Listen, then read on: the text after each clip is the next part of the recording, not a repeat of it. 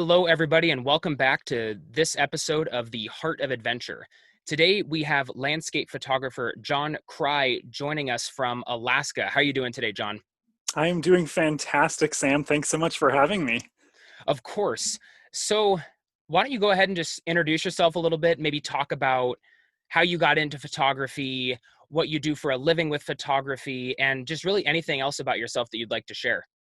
Absolutely. So, I am born and raised in Wisconsin, grew up in Hudson, Wisconsin, right on the border of Minnesota, and have been living in Minnesota the last couple years. And actually, just about a month ago, decided to move up to Alaska with my wife. So, we made the decision to move up to Alaska really because of adventure. So, oftentimes we'll get asked the question, why move to Alaska? Why cross the entire country, move to somewhere where you don't know a single person?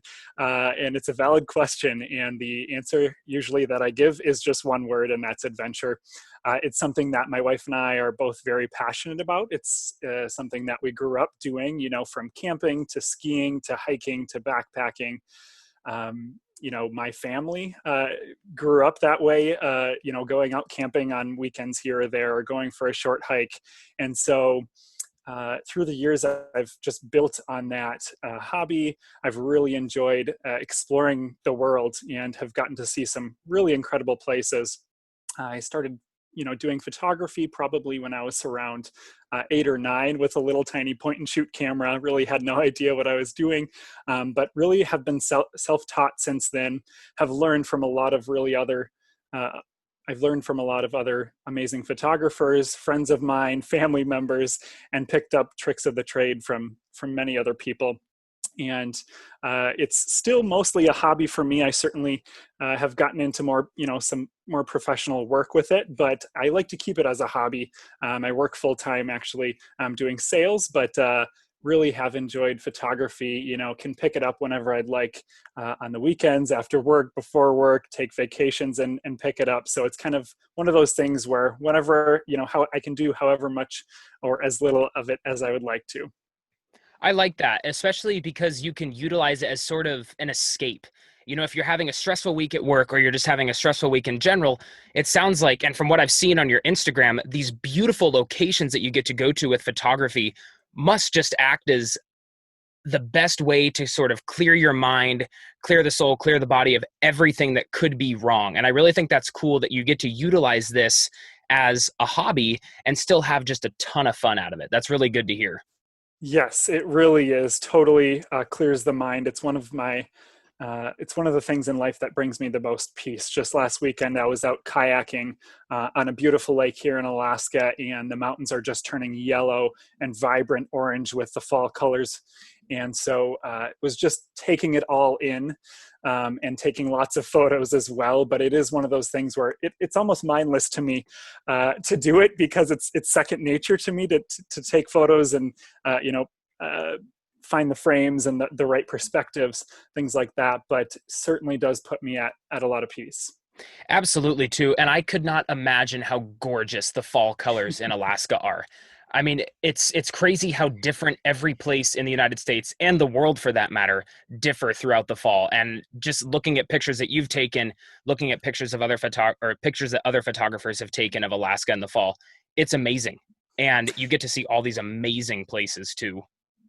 It really is. And I've only been here for about a month so far, but my mind has been blown. I thought Minnesota was beautiful in the fall, but this just takes it to a whole nother level. You see the mountains, and you literally every day just watch them turn more and more yellow and orange. So yes, the fall in Alaska has blown my mind so far. I thought Minnesota was beautiful in the fall, but Alaska takes it truly to another level. Anywhere I drive or walk to, I can see the mountains, and every day I've just enjoyed watching them progress a little bit more and more color into the trees. So it is stunning. Everywhere you look is bright yellow right now.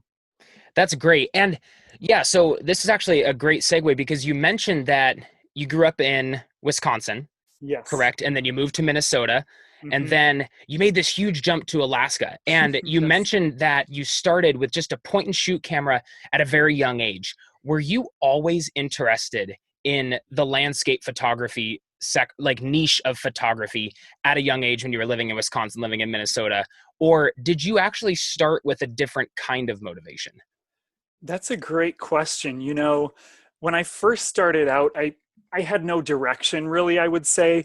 I didn't have a strong idea of where I was headed with this. It was really just kind of a fun hobby because my family had a little point and shoot camera. So I would take pictures of everything from my dog to flowers in our front yard to cars to, friends of mine, family members.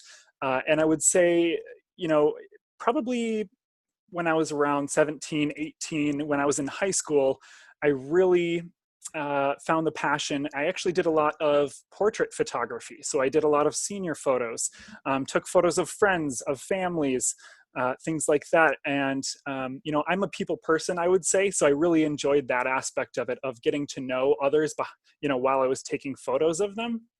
Hearing their stories, getting to know their life. So that was really fun. And I think the combination of my passion for the outdoors and this photography eventually led me in this direction where I am now, really focusing on landscape photography. So as I had mentioned before, had done lots of hiking, camping when I was younger, and doing lots of that just naturally led to lots of photos being taken in the woods, on the trail, in the back country, wherever I was. So that is, I would say, how I kind of morphed into a landscape photographer. That's really cool too, especially that you kind of, you experimented when you were, I guess, young in the photography Hmm. game. You experimented, like you said, with just pictures of flowers or pictures of dogs. And then, okay, Hmm. now I'm going to start taking pictures of people to learn a little bit more about their story. But absolutely, the adventure culture and just the idea of getting into the great outdoors Hmm. can really cause a huge love and almost an addiction to these outdoor landscape like photos, because each Hmm. landscape that you visit, I'm sure, even in just Alaska, is drastically different and very unique in its own way. And I think that's what makes landscape photography such an awesome niche. Yes, and speaking of the fall, I think one of my favorite things about landscape photography and living in these far north locations, Minnesota, and then way up in Alaska now, is watching the seasons change. I actually love going back to places that I've been in the past and watching just how drastic the changes are with the seasons, going from fall to winter to spring to summer.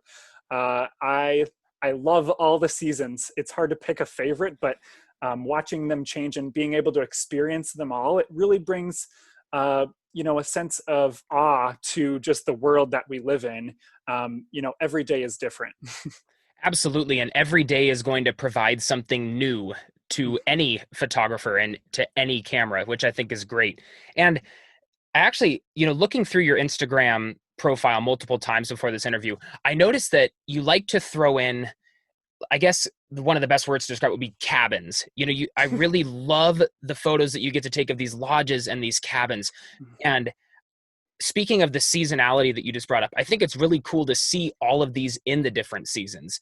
So maybe if you could just elaborate a little bit more about what sort of drew your eye to these cabin and lodge sceneries. And I know it's hard to pick a favorite season, but if you had a favorite season to shoot a cabin in, what would that be? Yeah, great question. I love cabins. And, I was just thinking about it as you were asking this. Where did that love come from? And growing up in, northern Wisconsin, my family, almost every summer, we would rent a new cabin. We didn't own a cabin, but we would rent a cabin for a week somewhere in northern Wisconsin, northern Minnesota, and get to experience it for a short time, typically on a lake where we would, fish, we would hike, we would camp sometimes, just enjoy the lake life, a classic Minnesotan or Wisconsin thing to do in the summer. And so that may have been where kind of my passion for cabins began. And I would say within the last few years, I just really have found a love for cabins. I absolutely think so. And also, I guess I could add this in there. When I was in high school, I had a very strong passion for architecture. I actually wanted to major in architecture, and I chose my university based on that. I wanted to be an architect and went through a year of architecture classes.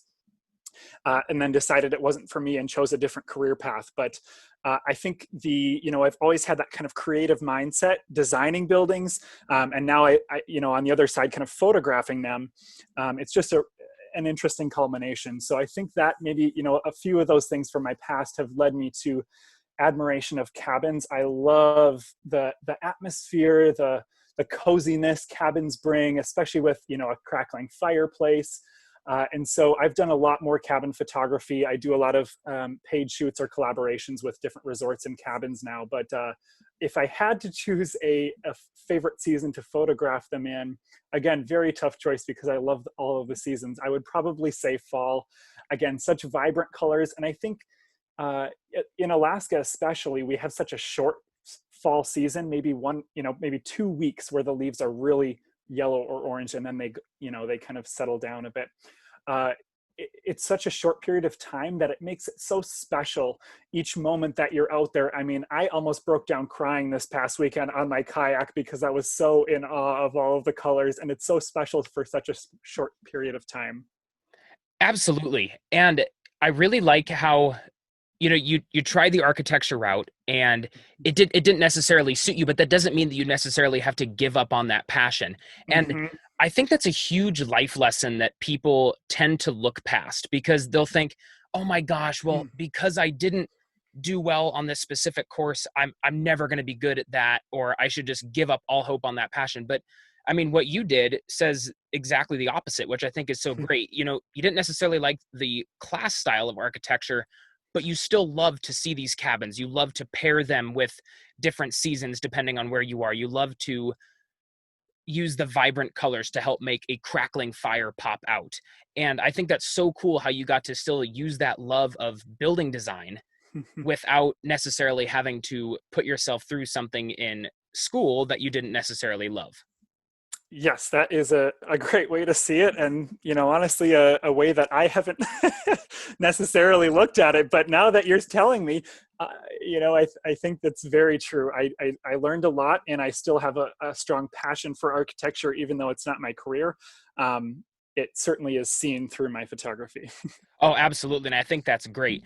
And I've already heard you mention it so many times, but the idea of vibrant colors seems so important to you. And I love that because I think each photographer finds something in nature, or if they're portrait photographers in a person, or if they're city photographers in a city, that they try to always lean towards the most.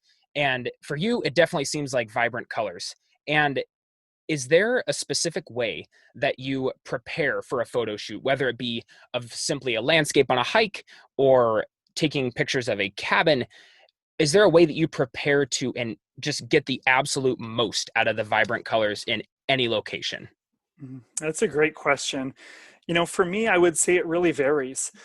Many of my photos have no preparation at all, and are very candid, where, truly we are, my wife and I are on a hike, and I snap a photo of her quick, sometimes even on my iPhone, and take a photo. Or, we're camping and waking up for the sunrise and snap a photo quick. Other photos I do have a lot more preparation for. So, for example, I just posted a photo recently of my wife in the back of our car looking out at the ocean and the mountains. And that one I had put quite a bit of thought into. I wanted to capture almost a sense of peace and relaxation of what my wife and I have experienced since being in Alaska. And so I did some research on different locations where we would go to find a great place to park, where there's not a whole lot of barrier to the view that we would get out the back of our vehicle. And so found a spot. I brought a specific blanket that I thought would look good in the shot. I even encouraged my wife to wear certain items so it would encourage a sense of adventure, or a feeling of maybe warmth in the photo. So certainly, I would say it definitely varies on the photos. Some of them, a lot of preparation, research, goes into them. Others are very candid and taken off, just taken very candidly. I like that too, because a lot of the planned, I guess, photo shoots do turn out absolutely phenomenal. But then, there's sometimes when you're on a hike or you're on a backpacking trip, fishing trip, whatever it may be, even just honestly walking around your neighborhood, you never know what nature is going to throw at you. It could just throw this giant curveball where there's clouds in the sky and the sun's rays are just peeking through the clouds, and it's right after a rain shower, so you might see a rainbow in the sky, and you just think to yourself, wow, this I could see how this would be set up as the perfect photo. And I think that's what's so cool about everything that you just said is it's important to have moments of both. Moments where you Mhm. plan out, hey, this is kind of what I want to get out of this landscape, or this is what I want to get, like you said, in the shot in the back of the car. You want to see or envision exactly what you're about to photograph. Whereas sometimes you turn a corner and you think to yourself, I am so happy I have my camera right now because I can Mhm. capture this moment and seal it away forever. Yes, totally. And I think that's one of the great things about photography nowadays. I think can be uh, in some ways quite easy. And what I mean by that is having an iPhone in your pocket, anyone with really a camera phone can be a photographer. As I mentioned before, many of the photos that I post are taken with my phone camera.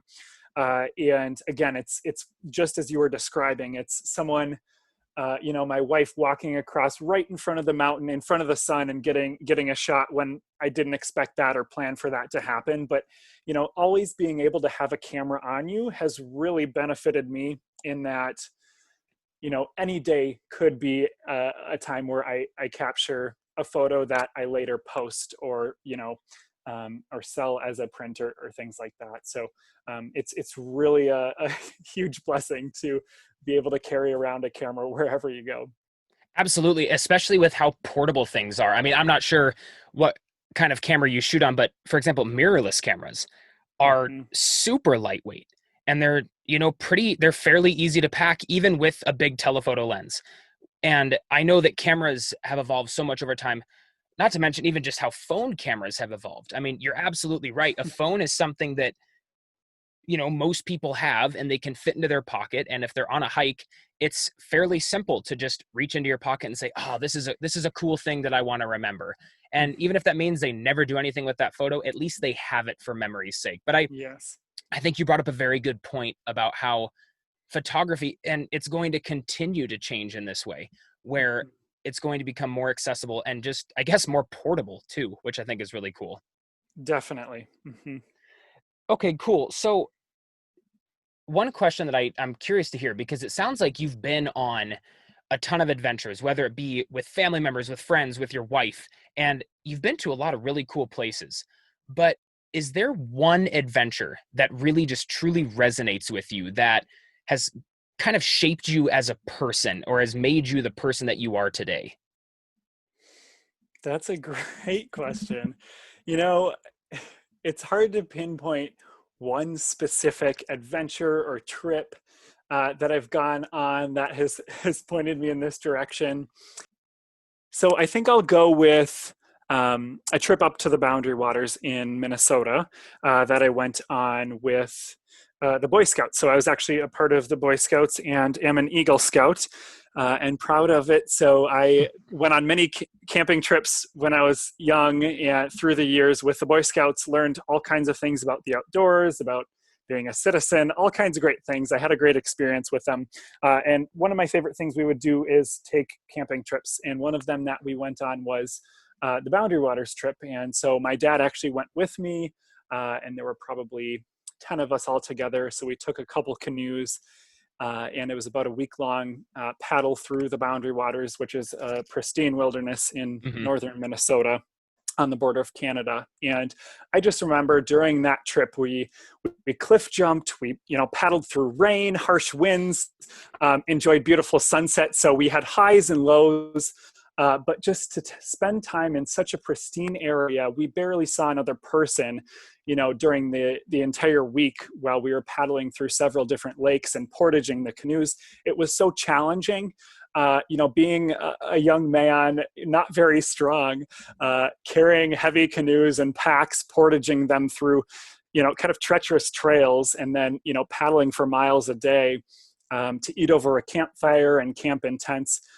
it was just it was a formative experience for me. And I think that paved the way for me to continue to want to learn more about, camping and canoeing and, wilderness and the environment that we have, taking care of it. So I think it spurred a lot in me, that one of those first trips that I went to the Boundary Waters.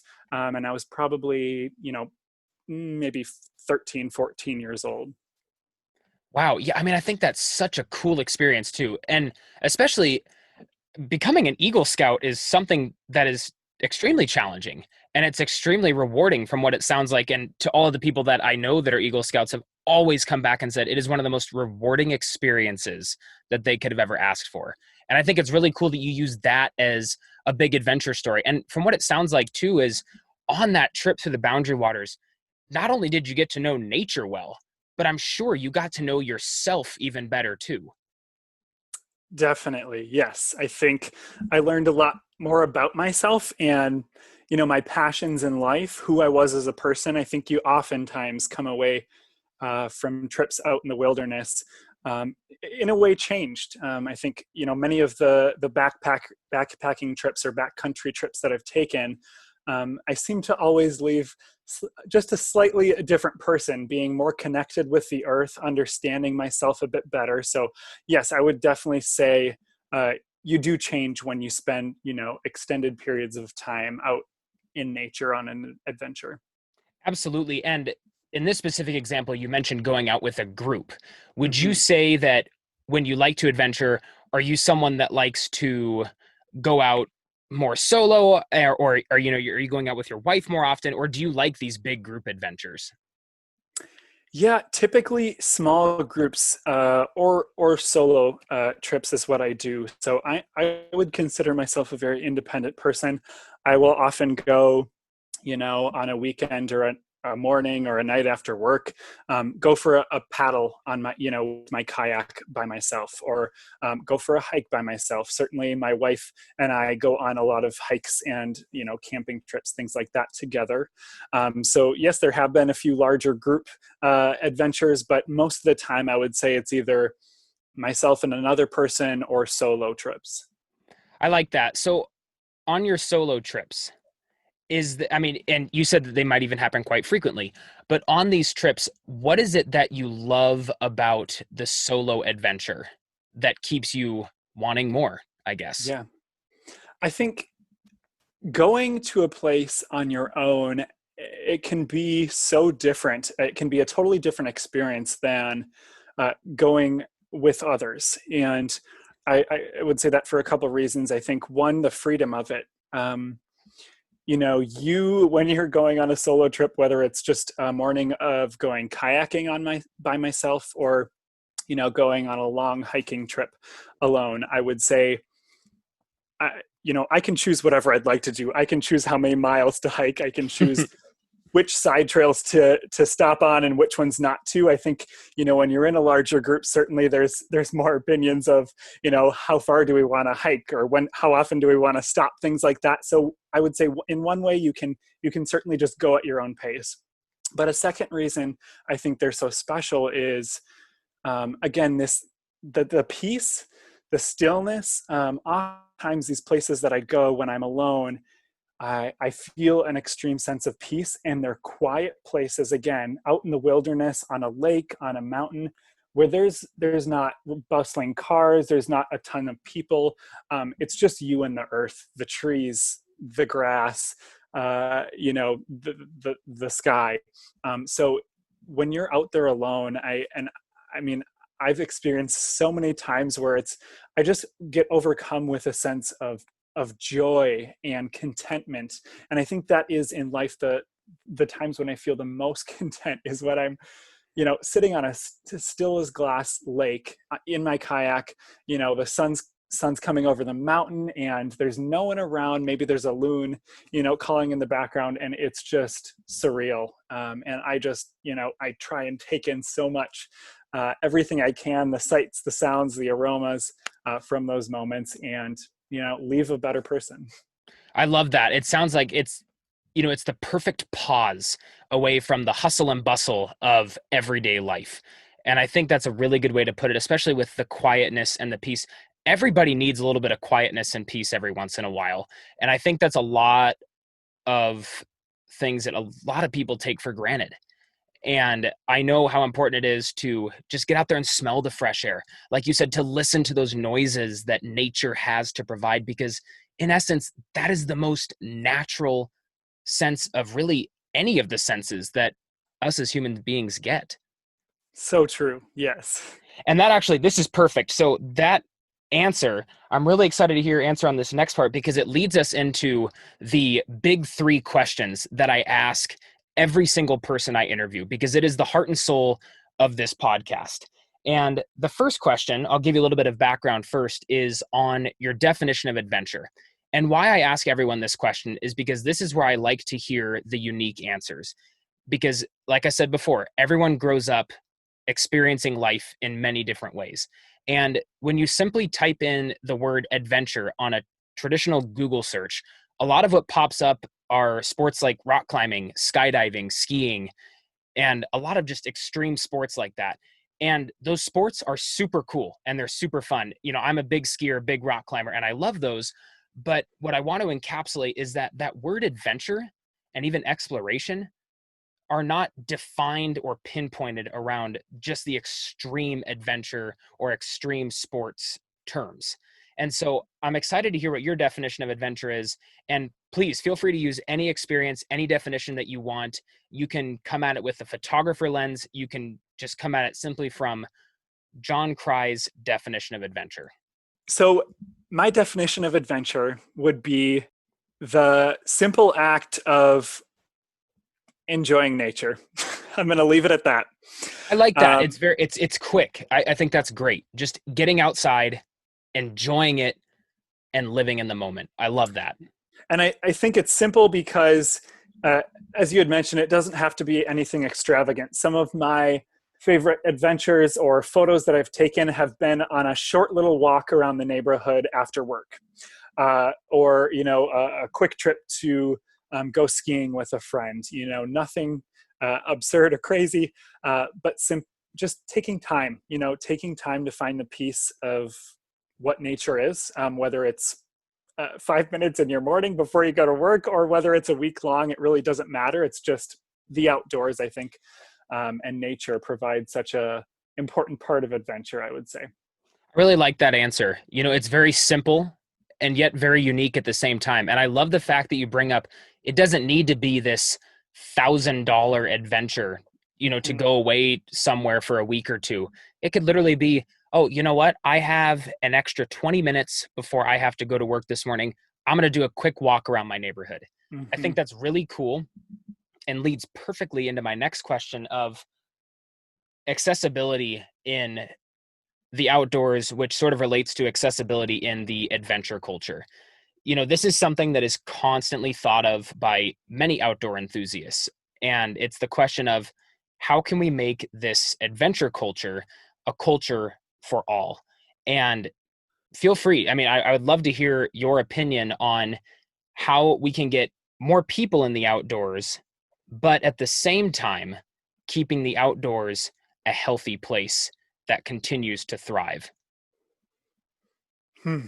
Yeah, that's, I think, a fantastic question, one that, as you mentioned, many people are asking right now.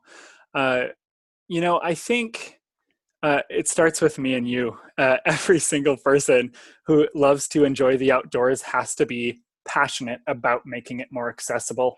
It's not just going to suddenly change and happen overnight, where everyone's suddenly able to experience the outdoors or photography. So I think it starts with us, whether it's within the realm of voting and politics, whether it's just changing little things in our lives about, for example, inviting someone who maybe doesn't get out of the house much or doesn't have an opportunity to, that we know of. Maybe it's a coworker, maybe it's a friend, an acquaintance, inviting them to come on one of our adventures. As I had mentioned before, I do a lot of solo adventures or excursions, but I think there's certainly opportunities to bring someone else in, who maybe hasn't had the opportunity to experience it.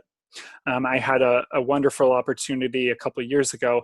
I was a camp counselor at a camp in Wisconsin who they have a wonderful program set up to serve underprivileged youth, minorities, coming from the cities of Minneapolis and St. Paul, and we got them out into nature. And it really is incredible to watch their amazement, how much they can learn and take and grow through their experiences as a young person with others in the outdoors. So I've certainly seen the benefits of bringing in people who haven't had that experience before to the outdoors or on adventures with you. But I think it starts with each one of us, making small steps, inviting someone else, talking about it, like we're doing right now, bringing some more awareness to the issue. Many people don't realize that it is a privilege to be able to go out and hike or ski or backpack, and not everyone can do that. I loved that answer. And I loved the actual experience that you were able to bring up as working as a camp counselor, because essentially what that does is you're reaching your hand out to show people this wonderful world that we live in. And I'm really happy that you mentioned too, you're working with all of these different groups of people who may not have ever had this experience to say, hey, you know what, I'm going to go backpacking this weekend. Or, oh, hey, the family, we're going to go out on a hike, because you're exactly right. Not everybody gets to experience that. And that is one of the reasons behind this podcast, is to show people that does not mean that you're not an adventurer at heart, because an adventurer at heart could just be someone that walks around their neighborhood. And I think that you really say this in a very, very good way.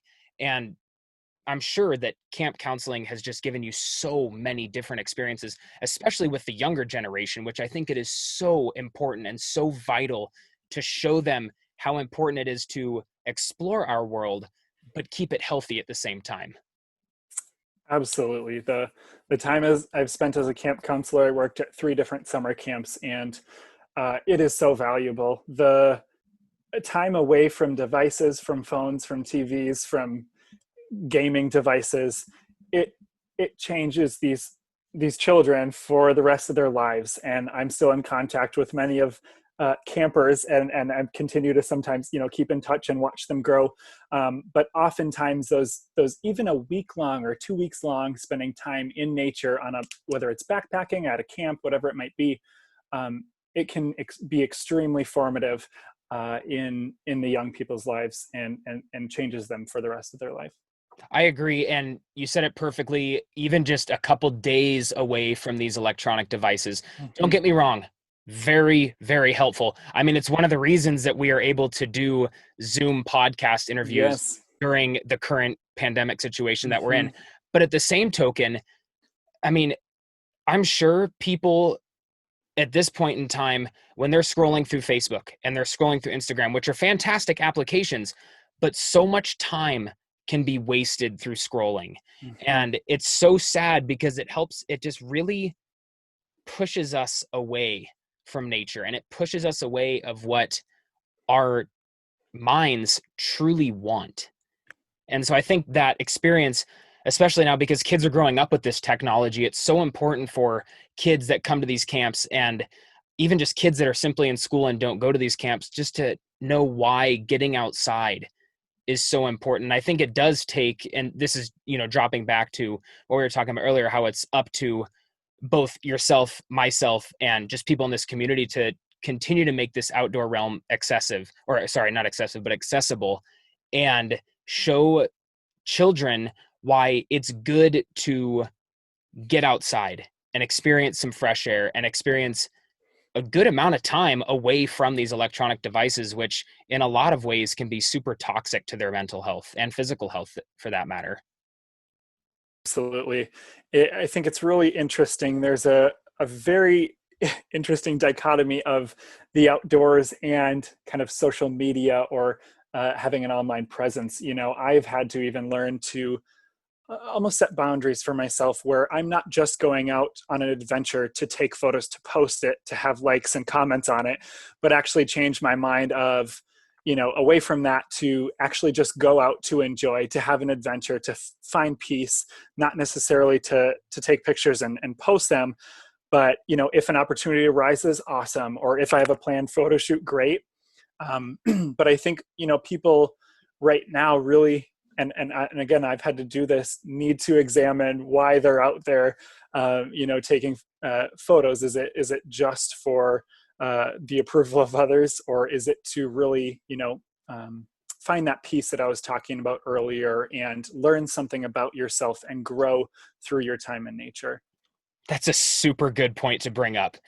I mean, especially in today's day and age where the amount of likes that people get on certain photos or followers, I know I've been caught in that trap, and I'm sure there's many, many other people that have also been caught in that trap. But you're exactly right. It does take a person to sit back and actually think about, wait a minute, am I really here in nature to experience all this just to impress others? Or am I here to learn more about the earth that we live on and Mm-hmm. this wonderful world around us? And I think that if more and more people could get into that state of mind, their overall mental well-being would be so much better off. Yes. So that's great. I've really loved your answers. And I guess one of the last questions that I have to ask you is, what would be some advice, or how could you motivate people to get outside and adventure, even if it's just one of those small experiences like going on a quick walk or skiing with some friends or meeting up and sharing photographs of past adventures and simply just telling stories? What is your motivation or some of your advice for people that don't necessarily feel super welcome in the adventure community because they might be stuck in that frame of mind, like, well, I don't rock climb and I don't ski, so therefore I'm not an adventurer. But we know that that's simply not the case. So what would be your advice to people that want to get into this community?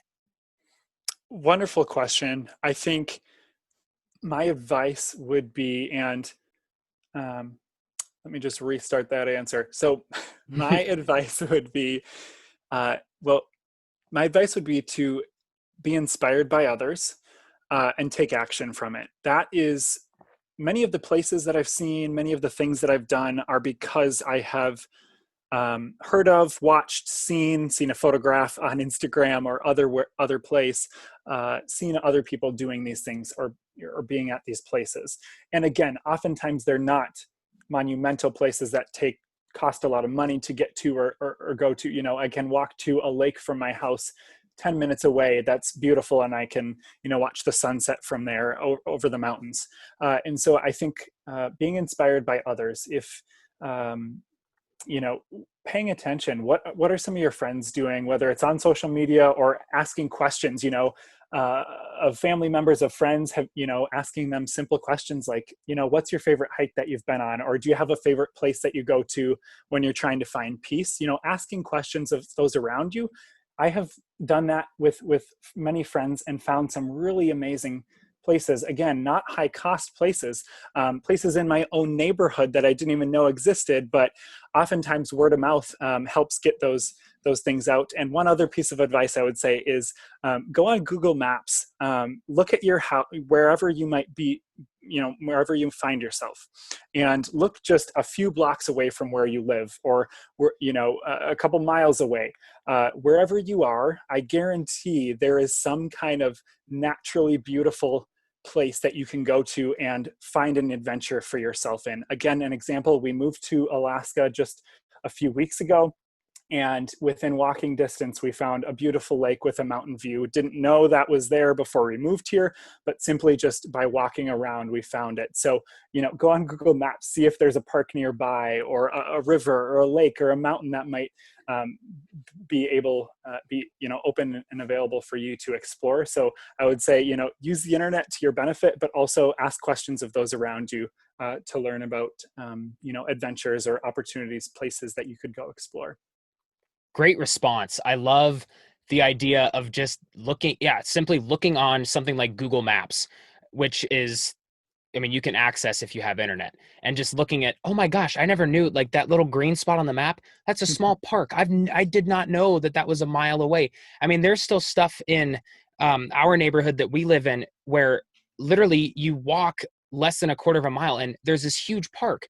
And if we didn't look on Google Maps or simply just take the time to say, hey, you know what, let's walk back there, let's explore this, we would have never found it. So I really like that advice. And another thing that I really liked that you pointed out was the idea of taking action to the curiosity. You know, if someone wants to get outside and wants to adventure, and you know, they feel safe, if they want to go in a group, if they want to go alone, et cetera, let's embrace that curiosity. And I think that that's something that humans just innately have in them, is just this sense of curiosity to learn more. Just like you said, even if learning more means, hey, what's your favorite hike in this part of Alaska? And at that point, it's like, okay, the person that asked you that question, they learned something from it. They're curious about the matter, and therefore they take action and they go and experience that. And who knows, that single trip could be life-changing for them. Absolutely. I think that's a great way to sum it up. I'm a very curious person. I'm so inquisitive, and that has brought me to on many adventures. So be curious and take action.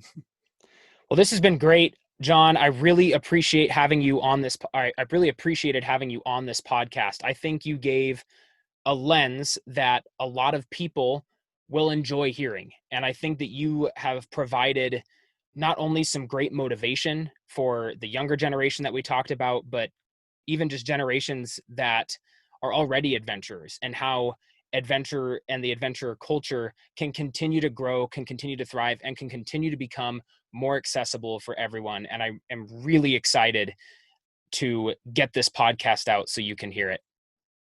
Well, thank you so much Sam for having me. It's been just a really wonderful time conversing with you and getting to know you better. And I would just say to anyone listening, get outside today, tomorrow, or the next day and enjoy this beautiful earth.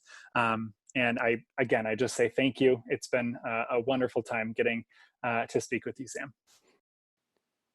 Another fantastic guest and more storytelling on the definition of adventure. We'll be back on the next episode of the Heart of Adventure podcast. I look forward to you all tuning in again next time. Thanks.